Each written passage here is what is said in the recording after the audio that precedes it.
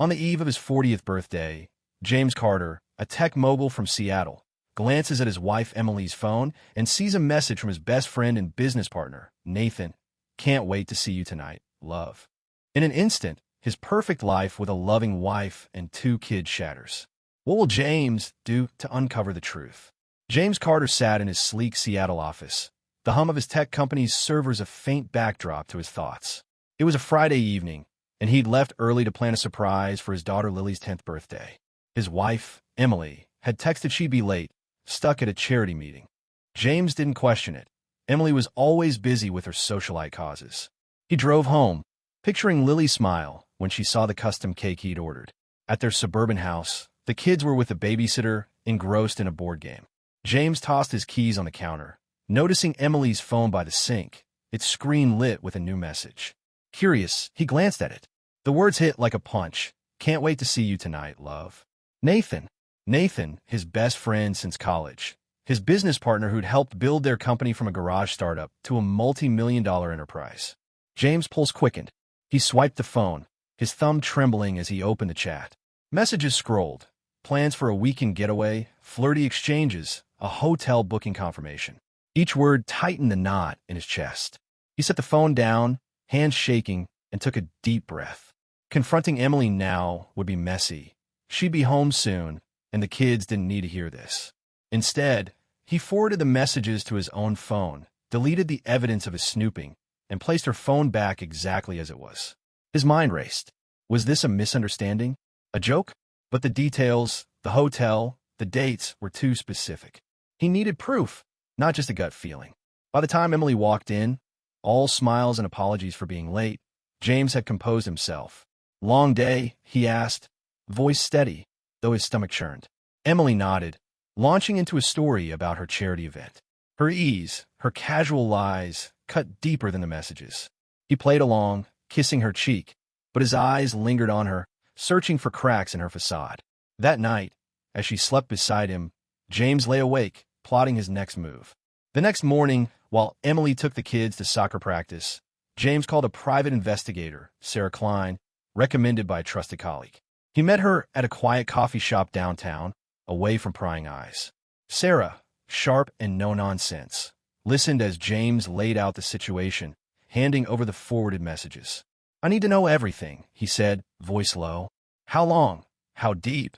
And if it's just personal or something more." Sarah nodded, promising discretion and results within days. "People always leave a trail," she said, slipping her notepad into her bag. Over the next few days, James threw himself into work to keep up appearances, but every meeting with Nathan felt like a test.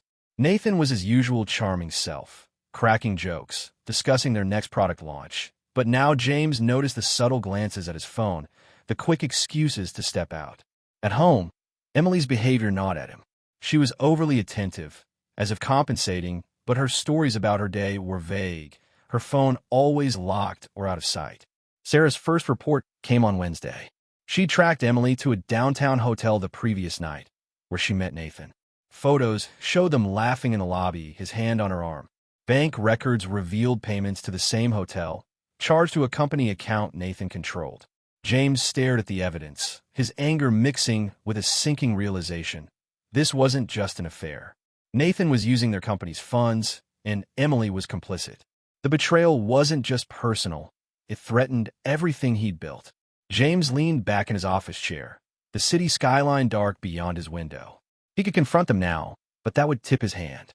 No, he needed more, something undeniable to expose them both. Sarah had mentioned a lead on Nathan's financial dealings, hinting at deeper fraud. James gave her the green light to dig further, no matter the cost. As he drove home that night, the radio playing some upbeat pop song, his grip on the steering wheel tightened. Emily and Nathan thought. James Carter uncovers a hidden bank account tied to his wife Emily and business partner Nathan, draining funds from their company. As he digs deeper, he realizes their affair is just the surface of a dangerous scheme. Can he outsmart them before they strike first? James Carter's phone buzzed at 6 a.m., waking him before his alarm. It was Sarah Klein, the private investigator, with an urgent update. "I found something big," she said, her voice clipped. "Meet me in an hour. Bring your laptop." James slipped out of bed quietly. Emily still asleep, oblivious to his growing suspicion. He drove to a diner on the outskirts of Seattle, where Sarah waited with a stack of documents and a grim expression. She slid a folder across the table. "Nathan's been siphoning money from your company into an offshore account," she said. "Over $2 million in the last 6 months. Emily's name is on the account, too." James flipped through the papers, bank statements, wire transfers, emails between Nathan and an unknown contact discussing the plan. His jaw tightened. The affair was bad enough, but this was betrayal on a new level. Nathan wasn't just stealing his wife. He was dismantling their company, their legacy. "There's more," Sarah added. "I hacked into Nathan's private email. He's meeting someone tonight at a warehouse in Tacoma. Not Emily, someone else. I think it's about the money." James nodded, his mind racing. He couldn't confront Nathan yet. He needed to catch him in the act. "Can you tail him?" he asked. Sarah agreed, promising to report back by morning. As James drove to work, he felt the weight of every decision. He had to keep up the facade, smile at Nathan, kiss Emily goodbye, act like the world wasn't crumbling. But every glance at Nathan in the office, every casual, "How's it going, buddy?" from him, fueled James' resolve. That afternoon, Nathan called an impromptu meeting, pitching a new project that required James to sign off on a $500,000 budget. The proposal was slick, but James spotted discrepancies, vague vendor names, inflated costs. He played along, saying he'd review it later, but his gut screamed this was another move to bleed the company dry. After the meeting, Nathan lingered, asking about James' weekend plans with a grin that now seemed predatory. James deflected, claiming a family trip, and watched Nathan's eyes flicker with something. Relief? Guilt? Sarah's call came at midnight. "I followed Nathan to the warehouse," she whispered. "He met a guy, shady, ex-con type. They talked about moving the money fast before Carter catches on. They mentioned Emily, too. She's pushing to sell your company's patents to a competitor. Nathan's promised her a cut." James gripped the phone, his knuckles white. Emily wasn't just cheating. She was conspiring to ruin him. Sarah added, "They're planning something for tomorrow night at your house. I don't know what, but it's not good. Be careful." James hung up, his heart pounding. He checked the security app on his phone, scrolling through footage from the home cameras. At 2 a.m. the previous night, Emily had let Nathan into the house while James was at a late meeting. They'd sat at the kitchen table, laptops open, whispering. The footage was grainy, but their urgency was clear. James saved the clip, his anger hardening into focus. He needed a plan fast. The next day, James called his lawyer, Rachel Torres, and shared everything. Sarah's findings, the footage, the offshore account. Rachel urged him to involve the police, but advised gathering more evidence first. "If Nathan's meeting someone again tonight, we can catch him," she said. "Set up a sting." James agreed, arranging for Sarah to plant a hidden recorder at the warehouse. He also installed new cameras at home, ones Emily didn't know about. If she and Nathan were planning something at the house, he'd be ready. That evening, Emily announced she was heading to a fundraiser. James smiled, offering to drive her, but she declined, rushing out. He waited 10 minutes, then followed her GPS signal. Sarah had slipped a tracker into Emily's car. The signal led to a hotel, not a fundraiser. James parked across the street, watching as Nathan's car pulled up. Emily stepped out, glancing around before slipping inside with him. James' hand shook, but he stayed calm, texting Sarah, "They're at the Marriott. Get what you can." Sarah's reply came an hour later. "Got audio from the warehouse. Nathan's planning to frame you for the missing funds. He's telling his contact you're the one stealing, and Emily's backing him up. They're meeting at your house tomorrow to finalize papers that'll pin it on you." James stared at the message, his blood boiling.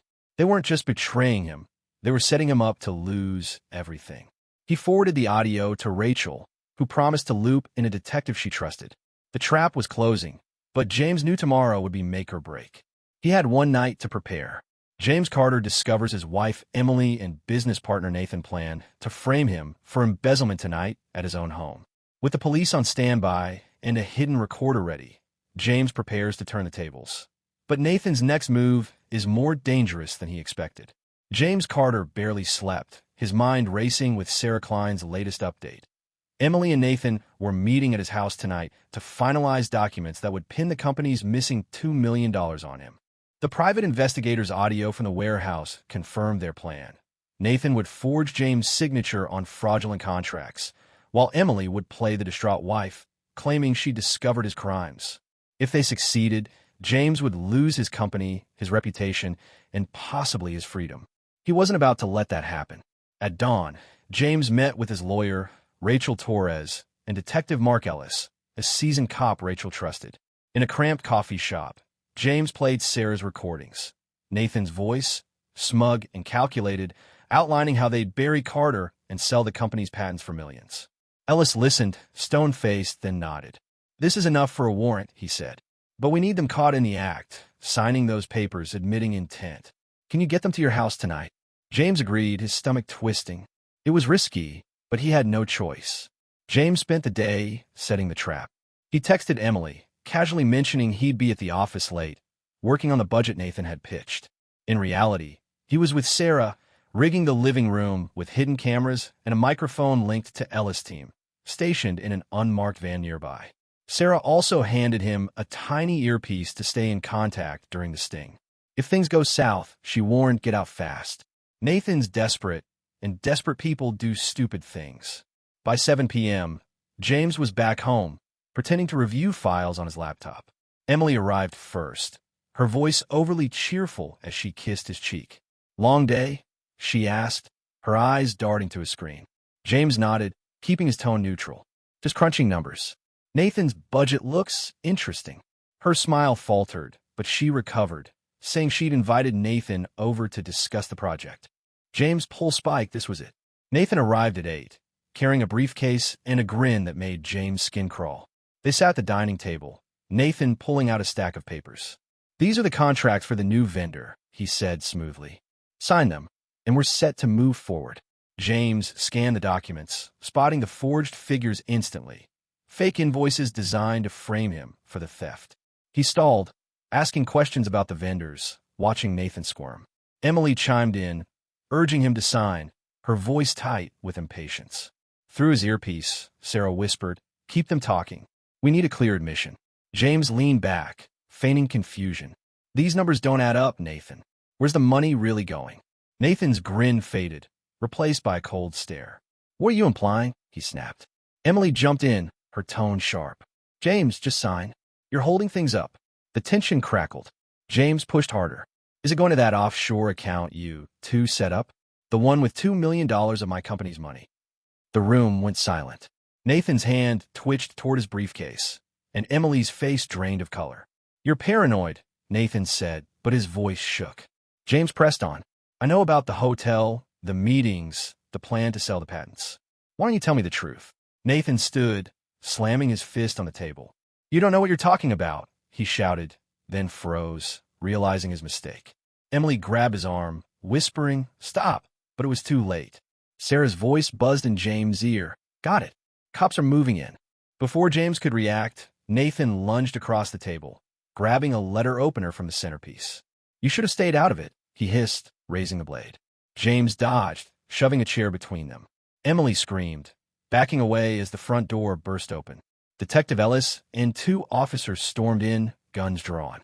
"Drop it now," Ellis barked. Nathan froze, the letter opener clattering to the floor. He was cuffed in seconds, Emily sobbing as an officer restrained her. As the police led them out, Nathan spat, "This isn't over, Carter." James met his glare, unflinching. "It is for you." The cameras had caught everything. Nathan's admission, the forged documents, even his attack. Ellis patted James' shoulder. "Good work. We've got enough to nail them both." James nodded, but as the adrenaline faded, a hollow ache settled in. His wife, his friend, they tried to destroy him.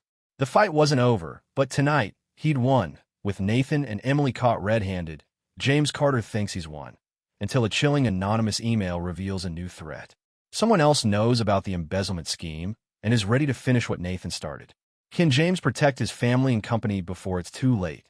The police van's taillights faded into the Seattle night, taking Nathan and Emily away. James Carter stood in his driveway, the adrenaline of the sting operation draining away, leaving a raw emptiness. He'd exposed their affair and their plot to frame him for stealing $2 million from his tech company, but the victory fell hollow. His wife and best friend had betrayed him, and now his kids, Lily and Max, would face the fallout. Detective Ellis promised airtight charges, forgery, embezzlement, and attempted assault, but warned James to stay vigilant. "People like Nathan don't go down quietly," he said before leaving. James barely slept, replaying the moment Nathan lunged with a letter opener, Emily's panicked screams as the police cuffed her. By morning, he was back at his office, meeting with his lawyer, Rachel Torres, to secure the company. Rachel had the forged contracts and Sarah Klein's recordings, enough to prove Nathan's fraud. "We'll freeze the offshore account today," she said. "But we need to audit every transaction." Nathan might have had help. James nodded, authorizing a full forensic audit. He also called a board meeting to inform key stakeholders before rumors spread. As he prepared, his phone pinged with an anonymous email. "You stopped Nathan, but you're not safe. Check your company's server logs." No signature, no sender details. James' stomach dropped. He forwarded the email to Sarah, who was still on retainer. "Trace this," he texted. "Now." Sarah replied within minutes. "It's routed through a VPN, but I'll dig. Be careful. It could be a loose end from Nathan's crew." James' mind raced. Had Nathan hired someone else? Was Emily involved in more than he knew? At the board meeting, James laid out the facts. Nathan's theft, the forged documents, Emily's complicity. The board was stunned, but rallied behind him, voting to remove Nathan as co-founder and launch an internal investigation. As James left the meeting, Sarah called. "The email came from a burner account, but I found something else. Your company's servers were accessed remotely last night. Someone downloaded sensitive patent files. It wasn't Nathan. He was in custody." James gripped his phone. "Can you trace the IP?" Sarah hesitated. "It's local, Seattle. I'm working on it, but whoever this is, they're good." James drove home, his paranoia spiking. He checked the new cameras he'd installed, spotting nothing unusual, but the anonymous email gnawed at him. He called his sister, Claire, to take Lily and Max to her place for a few days. "Just until things settle," he told her, avoiding details. Claire didn't press, sensing his strain. With the kids safe, James met Sarah at a tech lab she used for off-the-books work. She showed him the server logs. The intruder had used a backdoor Nathan had likely set up months ago, accessing plans for a new AI chip James' company was developing. "If those patents leak, you're done," Sarah said. "Competitors will gut your market share." James' next move was risky. He instructed Sarah to set a digital trap, a fake patent file laced with a tracker. If the intruder downloaded it, they'd reveal their location. Meanwhile, Rachel worked with Detective Ellis to interrogate Nathan and Emily, hoping to uncover accomplices. Nathan clammed up, but Emily, desperate to cut a deal, admitted Nathan had a contact, Victor, a hacker who'd helped move the stolen funds. She swore she didn't know his full name or location, but James wasn't convinced she was telling the whole truth. That night, Sarah's trap worked. The fake patent file was downloaded, pinging an address in a rundown Seattle industrial park. James wanted to go himself, but Ellis insisted on sending a tactical team. "You're a civilian, Carter. Stay back." James relented. Watching from a surveillance feed Sarah patched him into. The team raided a small office, finding a laptop, burner phones, and a stunned man in his 30s, Victor. He was no mastermind, just a hired techie, but his laptop held emails linking him to Nathan and a foreign buyer eager for the patents. As Victor was arrested, James' phone buzzed again. Another anonymous email. "Nice try. You got the pawn, but the game's not over." His blood ran cold. Someone was still out there, watching, maybe closer than he thought. He called Ellis, who promised to trace the new email, but James knew time was running out. The board was safe, Nathan and Emily were in custody, and Victor was caught, but the real mastermind, the one pulling the strings, was still free. James locked his doors, checked the cameras again, and prepared for a fight he couldn't yet see. James Carter thinks he's cornered the mastermind behind the plot to ruin him, but a chilling new clue points to someone closer than he ever imagined. With his company and family at stake, James must unmask the traitor before they strike again. In his own home, James Carter's phone vibrated with another anonymous email as he sat in his Seattle office, the city's skyline dim under a rainy dawn. "You're looking in the wrong place. Check your own backyard." The words sent a chill through him. Nathan and Emily were in custody, their hired hacker Victor arrested, but someone was still orchestrating the theft of his company's AI chip patents. Sarah Klein, his private investigator, traced the latest email to a public Wi-Fi spot near his house, too close for comfort. James told him the mastermind was someone he knew, someone still in his circle. He called Detective Ellis, who was sifting through Victor's laptop. "We found a name in Victor's emails. L. Harper," Ellis said. "Does it ring a bell?" James froze. Laura Harper was his CFO, a trusted ally who'd joined his tech company 5 years ago. She'd been at every board meeting, privy to the patent details, and had access to the same accounts Nathan had plundered. James hadn't suspected her. She'd been the one pushing for the audit that exposed Nathan's fraud. Was she covering her tracks? He told Ellis to dig into her financials and keep it quiet. Sarah met James at a diner to strategize. "Laura's smart," she warned.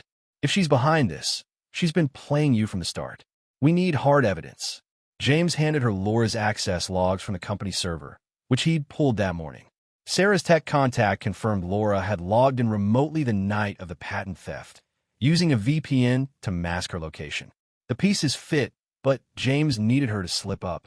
He devised a plan: leak a fake board meeting about a new patent deal and see if Laura took the bait. That afternoon, James sent an email to the board, including Laura, announcing an urgent meeting at his house that evening to discuss a lucrative patent sale. He included fake details about a buyer offering $10 million. Sarah planted new cameras and mics in his home office, while Ellis positioned an undercover team nearby. James told his sister Claire to keep his kids, Lily and Max, at her place another night. "This ends today," he told Sarah, his voice steady despite the knot in his chest. At 7 p.m., Laura arrived, all business, asking about the deal. James played along, showing her a doctored contract on his laptop. "This could save the company," he said, watching her reaction. Laura's eyes lingered on the screen, her fingers twitching as she asked for a copy to review. James excused himself to take a call, actually signaling Sarah to monitor Laura's phone. Sure enough, Laura texted an unknown number. "Got the contract. Sending now." Sarah traced the number to a burner phone, but the message was enough to confirm Laura's role. James returned, keeping his tone casual. "Laura, you've been with me through everything. Why back Nathan's plan?" Her face tightened, but she laughed it off. "What are you talking about?" James pressed, revealing the server logs and Victor's emails. Laura's composure cracked. "You're making a mistake," she snapped, but her hand moved toward her bag. Before she could act, Ellis and his team burst in, badges out. "Laura Harper, you're under arrest for conspiracy and theft," Ellis said, cuffing her as she protested. In interrogation, Laura confessed. She'd orchestrated the patent theft, using Nathan as a front to divert suspicion. Emily had been a pawn, manipulated by Nathan's charm, but Laura was the one who'd contacted the foreign buyer and set up the offshore account. She planned to frame James, sell the patents, and disappear with millions. "You trusted me," she sneered at James through the one-way glass. "That was your mistake." The fallout was swift. Laura's arrest sealed the case, with evidence ensuring convictions for her, Nathan, and Emily. The court awarded James full custody of Lily and Max, as Emily's role in the scheme disqualified her. He sold the compromised patents to a trusted competitor, stabilizing the company, and hired a new CFO with Rachel's vetting. Months later, at a charity gala, James met Anna, a pediatric nurse who shared his love for helping others. Their talks sparked hope, a chance to rebuild. James stood with his kids at Lily's school play, watching her beam on stage. The pain of betrayal lingered, but he'd protected his family and company through vigilance and courage. Laura, Nathan, and Emily faced years in prison, their greed their undoing. James vowed to stay sharp, never again blind to those closest to him.